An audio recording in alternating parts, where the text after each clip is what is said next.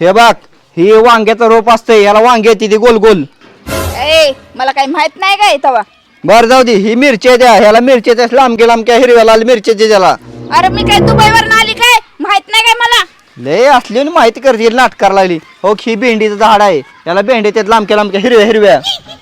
मी काय कुठं त्या बुर्ज खलिफाच्या ह्याच्यात राहते वय. हे आंबाट असतो, हे आंबाट लागतो तोंडात खाल्ल्यावर.